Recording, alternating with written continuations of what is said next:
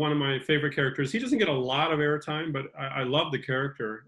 But you start us out, Jonah Byrd. That's the son. Is this how you do it? It's part of it.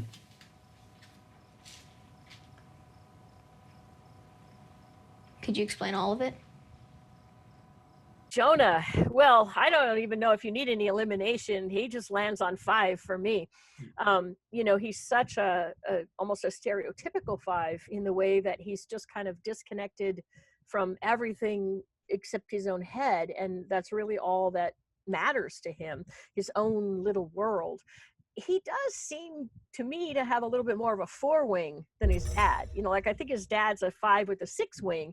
You see very little kind of emotional drama with him. With Jonah, you see a whole emotional depth that I think comes out a lot. So I think he's kind of a 5 with a 4 wing, and it's just brilliant the way that he just compartmentalizes everything, and he just assesses everything as information. Like even when he finds out his parents were out on the boat thinking he might be, that was also a 7 reaction of Charlotte's when she reacted to what her parents were doing. He got angry that they were thinking such a thing. Yeah. He could be mentally ill. Yeah. But Jonah just kind of like took it as information, right? It was like, he just seems to take everything as information. And I think the thing that just really struck me as his 5-ness was, like once the kids knew what was going on and they knew that we're a drug cartel family, 5s really want some form of knowledge that they can secretly build and grow and know, and they want to use that as their power. And he just takes it on. He said, tell me how to launder money, Dad. How do you launder money? He learned all about the cartels. He wasn't afraid to watch the videos and learn everything about the cartels, and he just took it on, and he found his own little niche where he could know more than anybody else in the family about the drug laundering business and the whole online thing and everything. Yeah. And then the other thing I thought was so striking was at school when he wouldn't sign the don't do drugs pledge. It's like, I forgot about that. Because he knows too much information about all of the permutations of it. Like, it wasn't because he probably wants to do drugs or even that he advocates for drugs. That's not the point. The way the thing is written, clearly is not taking everything into consideration. Right. And he just can't sign that thing. Yeah. And that says, not only does that say about his type, but what his type is not. So, like for instance, image types would like, oh, I don't agree with this, but let me just sign it. I don't want to cause trouble. 9s, I don't want to rock the boat. Right. So back to 5. Yeah, this does not make sense to me. Doesn't make sense. Yeah. It's not accurate. It's it's not taking this into consideration. It's not taking that into consideration. So yeah, I really get a. And I think that the other thing that's clear here too, if you want to go with the lines, I think that he clearly does go to 8. When the cartel dude is in their house and threatening them, he literally pulls that trigger. The only reason he doesn't kill that guy is because there's no bullet in the gun.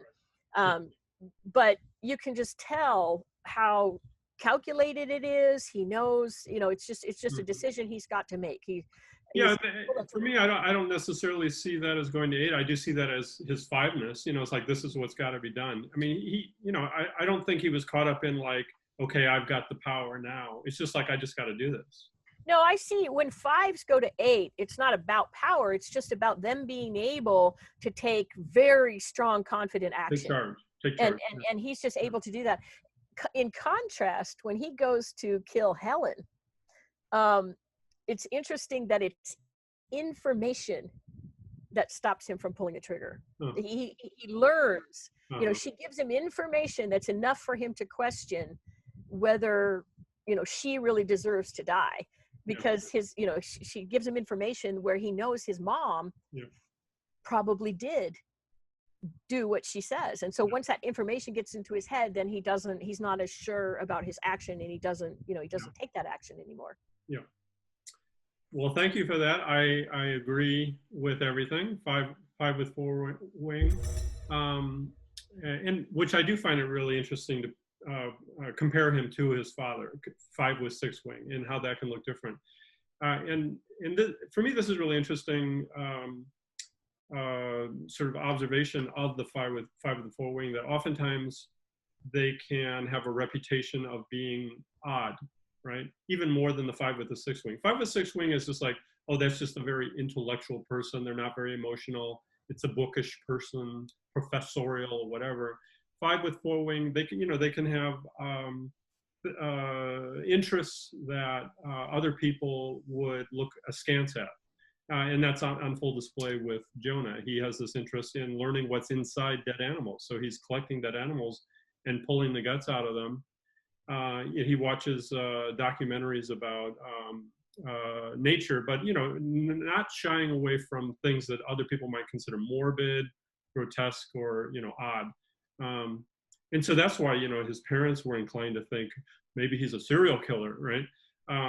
But I think real life fives with four wings might relate to a little bit of that, how they can be judged by other people for being, because there is that four quality of I'm not interested in being the same as everybody else, and I am interested in learning, and this is where also I don't know if they intended it, if the writers intended it, but also people on the spectrum can relate to sometimes too, is that they have quite strong interests in particular things that might